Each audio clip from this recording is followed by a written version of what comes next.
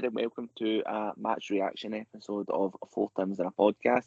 It's the full complement of the podcast here tonight. Myself, Darren, Andy, Danny and Tony are all joining us, and we're here to discuss Celtic's Europa League victory against Ferencvaros. They won the game 2-0 at home to their Hungarian opponents. It was the Tuesday game at 3:30, but it was still in attendance at 50,000 plus at Celtic Park, and Celtic finally have some points on board in this Europa League group, and it's not another case of playing well for parts and not coming away with anything. So, Danny, I'll come straight to you. What did you make of the whole game, and how did you see it? Did you think the timing of the game had any effect on the players? I know it did feel a bit weird being at the game at that time. Yeah, I don't know about the time because they play at 3 o'clock on a Saturday anyway. So I think the fans turning up numbers gave the players a big boost. I thought it was a really good performance for the team. The second half was obviously a lot better than the first, but I thought the first half was fine. I thought they were patient, knocked the ball about well, and were unlucky not to score a few, to get a few openings. They completely nullified a lot of the threat that Ferencvaros had. I thought it was a complete performance in Europe, and first time in a long time, probably since we beat Cluj at home. Urban base since we beat Rennes at home under Lennon, that we actually done that in a group stage. Aye, Tony, it was a pretty impressive performance all round for Celtic. It's a bit more discipline in terms of the defence. I know Ferencvaros had a few opportunities, namely one right towards the end of the game, but it's now 2 clean sheets in Europa, and just Celtic team in a few weeks ago that didn't seem possible with the way the defence is. But what was your thoughts on the game? Just a generally all-round good performance. I thought the second half was excellent. I thought we were patient. I don't think we get too frustrated. I thought the first goal was absolutely sublime. The pass for Jota is world class, and I think the touch and finish for Kyogo is just as good. And he wasn't really in the game. He was trying to make runs, but he couldn't really get the ball played into him. So I was absolutely delighted with that. McGregor, poor penalty. I thought Montgomery done well to win it. And then the goal to win the game, I thought McGregor done excellent to win the ball with the high pressing, and Turnbull's a kind of fluky goal. But on another day, I think we won that 4 or 5-0. I thought we really dominated the game. A few scary moments, but that's just par for the course, unfortunately, with the players we've got. But I give a lot of credit to the manager. I obviously wasn't on the podcast the other day, but the Motherwell game was really comfortable, a good second half as well. I think today you seen them with having subs that could impact the game. And I thought Giamakis, when he came on, I thought he was excellent. I thought he won his fouls. I thought he put his a boot. He offered something different. And I tweeted earlier on, I think it allowed Dance to kind of change the dynamic of the game. And that's something he's not been able to do. And I think people forgot that when we were dropping points. He was starting with our third best striker up front and didn't have anybody to turn the game. But I thought Mikey Johnstone looked quite sharp when he came on as well. So I think as more players come back for injury, you'll probably see the team improve even more, but it's a big one in terms of trying to get European football after Christmas. I guess ideally you want Leverkusen to beat Real Betis and then see if we can actually qualify for the Europa League. But at the moment, I would fancy us to go to Budapest and get a result. We should be able to get the conference playoff at least. But no, I was delighted, really happy for the manager more than anybody. And as a case, I just one game at a time, and I'm looking forward to the next one. Aye, absolutely. Andy, before the game, Ange had described the game as a sort of win or bust in terms of Celtic's Europa League hopes, getting out of this group, and as Tony said, hoping to even get out of the Europa League group, if not dropping out of the conference. But what was your thoughts on the games? If it was that type of game as Ange described, they really stood up today and made a point to show that. Like, I think it was spoken about how, I think it was Joe Hart who got interviewed with Celtic TV after it, and he says that seeing that number of fans at Celtic Park at that time on a Tuesday, like, they felt that they had to leave the fans with a win, or else they would have let them down after the effort a lot of people had made to get there today.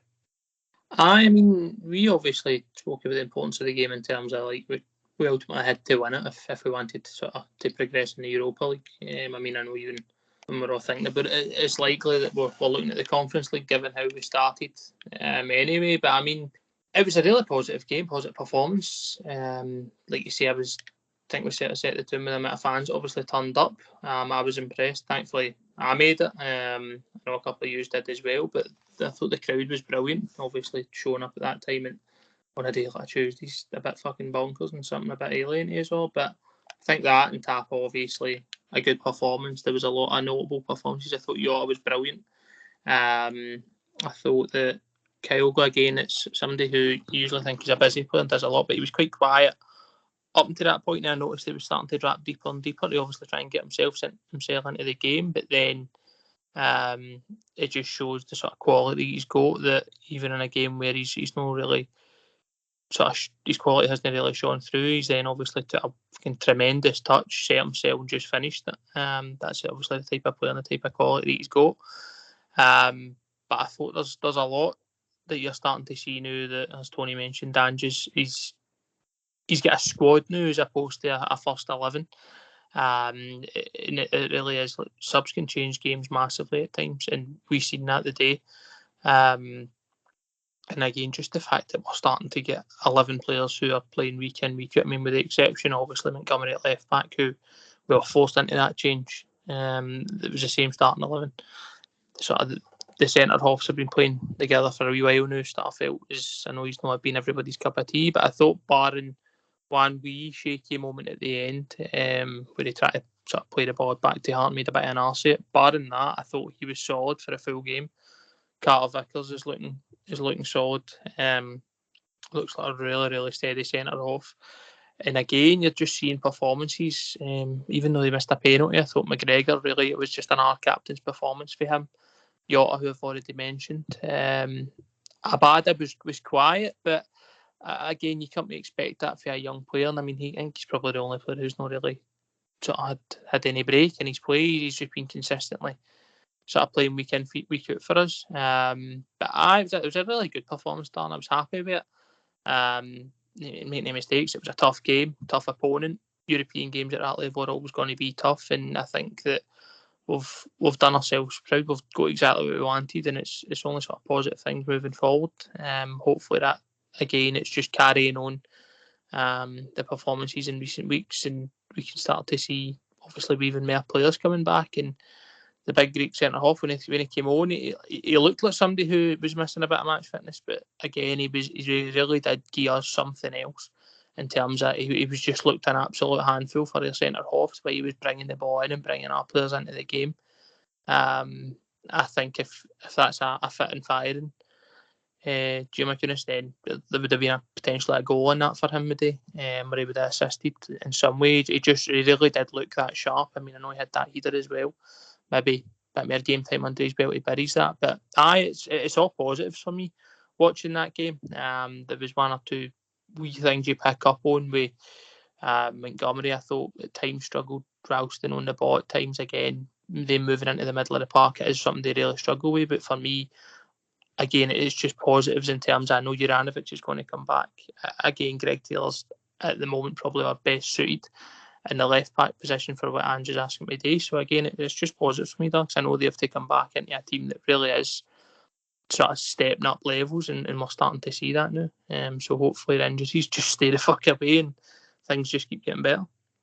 I think absolutely, as you mentioned, the squad depth was really starting to show now. I know a few weeks ago when we were really unlucky with the amount of injuries we did have. You're obviously seeing the sort of importance of that with the subs that Ange's making. I think the last two games when he's brought on the likes of Beaton and Giakoumakis, that they really had an impact. I thought, again, like you say, the day I thought Giakoumakis was great. It's completely different type of striker to Kyogo, but that's not necessarily a bad thing. I know Kyogo's been brilliant, and if everybody played like him, he wouldn't complain. But Giakoumakis coming on and being able to hold the ball up and win fouls, and as you say, probably he could have done better with a header, but then nearly scored the overhead kick as well. I think he just needs more game time to get a bit sharper. I wouldn't be. I know we'll come on to the St Johnstone game, but I wouldn't be against throwing him in on Saturday just to get him like a full 90 minutes, or at least a game from the start. But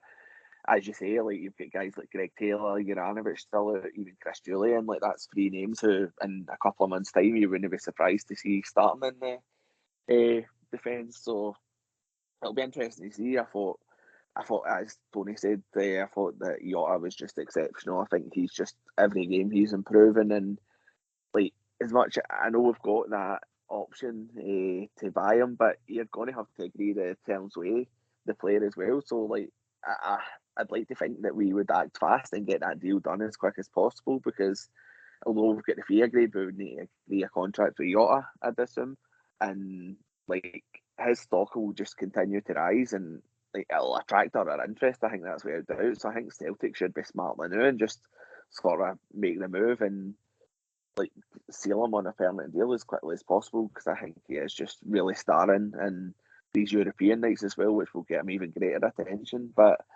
Danny, one sort of wee group of players that I wanted to bring up was, I thought that Carter Vickers, Starfelt and Joe Hart were really good today, and I think they have been the last few games. I know when Cameron Vickers came in that a lot of people wanted Stephen Welsh to be the player that he played alongside, but I think it's really testament to Ange that he stood by Starfelt and allowed they two and Joe Hart to sort of combine as a sort of partnership, and I think the 3 of them are really starting to have a real influence on games. I know, as we've mentioned earlier, Starfelt had one at the end where they sort of get robbed and Joe Hart bailed them out, but I thought the 3 of them today were just really good, and like with the way our fullbacks play and get into different positions, I think they've really stood up over the last few weeks, and they've shown they're really important players for us now. I think it's a good wee partnership between the 3 of them that's growing. I thought Starfelt was really good on Saturday. I thought Cameron Vickers was good as well, and they did that wee thing at the end where Starfelt just kind of dilly-dallying on the ball, but I actually thought he's been a lot more aggressive recently, and the first goal actually comes for Starfelt. The ball gets played back to him and he could just volley it away, but he takes a touch, calms himself down, plays it to, I don't know, maybe Montgomery or something, but they play the way out and ends up with Jota playing a great pass through to Kyogo. But the defence is obviously where we're always going to be scrutinised. That's where we get tested an awful lot, and the last couple of weeks have shown that they're getting better as a partnership. Joe Hart's just a fucking fantastic signing for Celtic. Such a presence at the back as well. He's a leader, which we've been screaming out for quite a while in goal. And I mean, the future looks good. I was really excited today. I thought the whole team were really good. I thought Montgomery toiled for a lot of the game, but then he won as a penalty. And but I don't think he was fit. And I thought he toiled. But I thought Ralston had a really good game as well. You could add him into that with the 3. I thought he played well. He had a great tackle at 1-0 that saved the lead. And he's certainly having, come on to a game. He's got a very low ceiling. I think a lot of people kind of realise that. But, when he plays well like he did today, it's only right that you bring it up. But, 2 clean sheets in a row is massive. It's massive for Ange. It's massive for the team that we're talking about how, we're always going to Eagles away. I mean, he keeps scoring. Well, we've kept 2 clean sheets. The players are in a good run of form, and hopefully it just carries on until Saturday.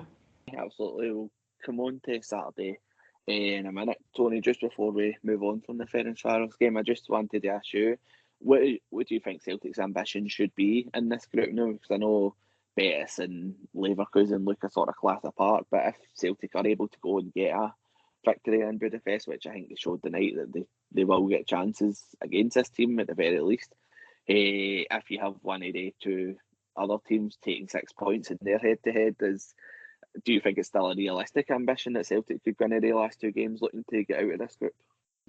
If we beat Ferencvaros in Budapest and it's Leverkusen who beat Betis twice, then we've got a real chance of qualification if we can beat Betis at Celtic Park. I think we're capable. We put 3 past them, a really poor side. Obviously, they shipped 4 into us.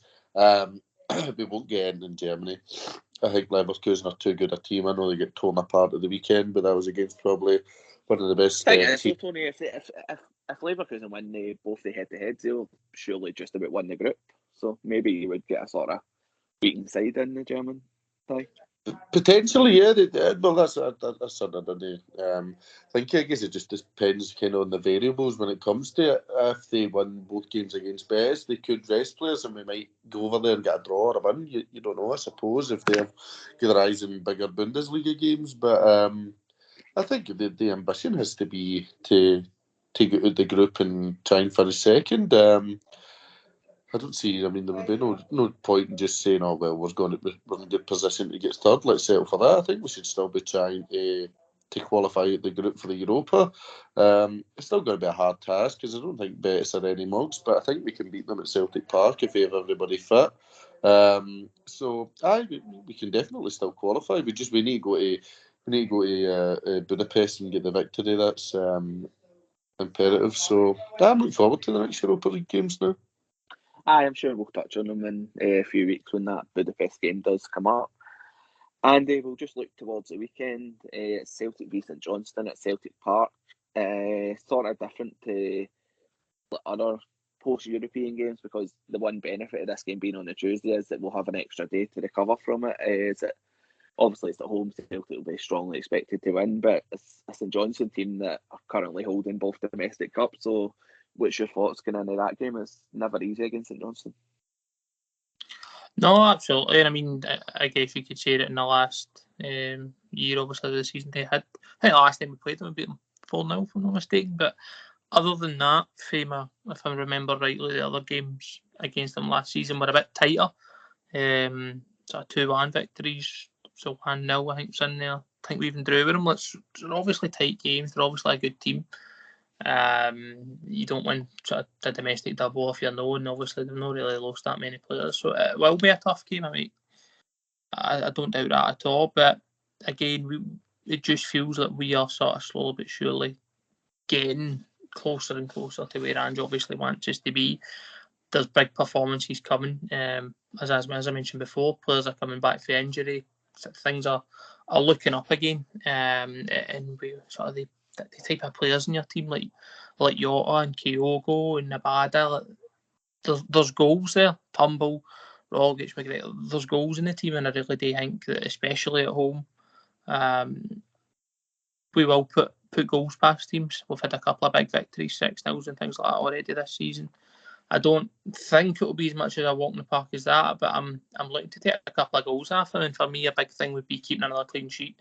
I think if we can do that, that's massively important and vital to obviously the team and for sort of going forward. Because the defence has been highly scrutinised, and I suppose it's quite rightly so. It has been poor at times, but a clean sheet would be massive again at the weekend. And again, just a positive performance. But a game I'm looking forward to. Saturday, 3 o'clock. Not often we get that. So hopefully another good game and another performance. And I actually agree. I'd like to see Gio McInnes get better minutes in the park. I think that the only way to get fitness is playing games of football. That's how you get your match fitness, and that's what should happen. And again, I'd like to see whether it's Bolly that comes back in at left back. I'm not sure, but again, Scales sort of never really put a foot wrong when he came on either. I thought he done well enough, done what was asked of him, seen the game out. So that could be something else for obviously the manager to think about in terms of bringing somebody in. But it's a game I'm looking forward to, Dan. What about you? Definitely one I'm looking forward to as well. As you say, Saturday 3 p.m. We don't usually get them when we are in the Europa League. It's usually the Sunday kickoffs, but I'll be looking forward to it as much as I've said that St Johnstone last season done so well, and of course you can't dispute that. They have lost players like Kerr and Ali McCann. I mean, Danny, this is a team who lost 3-0 at home to Livingston last week. It should sort of, on that basis, should be pretty straightforward for Celtic. But what's your thoughts on it? And a bit like what Andy was talking about, would you make a few changes? I don't think we'd really see Ange make wholesale changes in big games at this stage, but would you bring anybody in, the likes of Yakimakis, Mikey Johnson, whoever else? I think he might bring in Yakimakis. I think he might have been, like everybody else, I think he might have been impressed with his cameo the day and want to see more of him. I think Andy's right. The only way you'll get fit is by playing games. I think it'd be a good game to bring him into. So Johnstone seem to be. I mean, that's had a bit of doing. They got off Livingston last week. Livingston have been pish all year. I know they beat us, but they've been generally poor all year. And it would be good for. It would be a good one for a good run out for him if he was to get it. And I'm looking forward to Saturday. I think it's Saturday 3 o'clock. Chance to get within a point of our old rivals before they play the next day, and it's we just need to kind of keep doing what we're doing now and keep winning, and I'm sure we'll be fine. But Saturday, so Johnstone are a good team. They're always tough to play against, and they got a bit of doing last week, but no doubt they'll probably turn up against us. But you've got a lot of confidence in us that we'll do the damage. Definitely. Tony, what's your thoughts on it? As Danny said, it's the chance to cut the gap on Rangers to a point and put some pressure on them with them not playing on Sunday. I know we're still chasing Dundee United and Hearts at this moment in time as well, but it's really a perfect game for Celtic on Saturday, I would think, after the way we have been playing recently. It's another home game, a chance to play in front of Celtic Park fans and, as I say, put pressure on the teams above. Absolutely. It was obviously a good weekend for us with Hearts getting the late equaliser against Rangers, which was kind of unexpected. I mean, if we want to win the league, then we need to go to. We need to be we're playing St Johnstone at home. You need to be winning, and maybe it will put a bit of pressure on Rangers because they need to go to St Mirren. They obviously lost there last season in the cup. So it's just a matter of, I think Big Ann said it himself. A lot of people think the race for the title's over, and that's fine. So I think it's just a matter of just take it a game at a time and see what we can do, and hopefully we can get the win. I would expect us to win. I wouldn't be changing too much. I would probably keep just about the same team that started the day.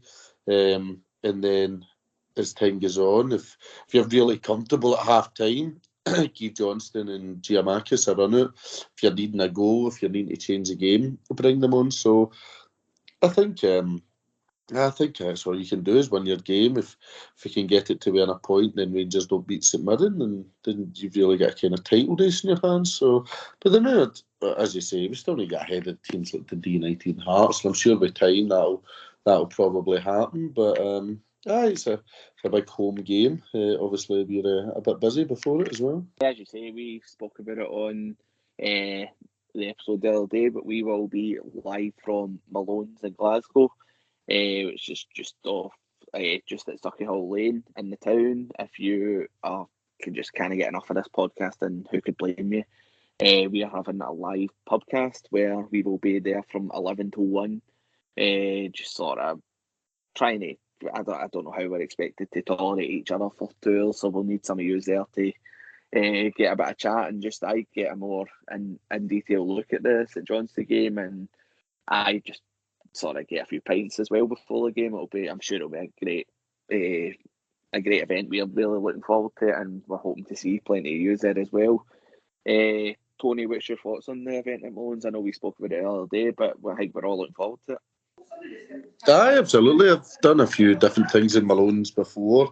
Really sound in there, so I'm looking forward to getting in and doing a podcast. This is the first time we've all sat down with a mic in front of us since the Tom Boyd show we done about nearly 2 years ago. So I'm looking forward to sitting down in Malone's and having a chat about the game, and hopefully there's some people that listen to the podcast that can come and enjoy it, or if there's anybody that wants to come and try and give a punch for something to say about Neil Lennon, then that would be good as well. The more the merrier. So I'm looking forward to it. It should be a good laugh, and it's just for 11 to 1 o'clock. I think Malone's will probably have somebody singing a few tunes as well. So yeah, I'm looking forward to it.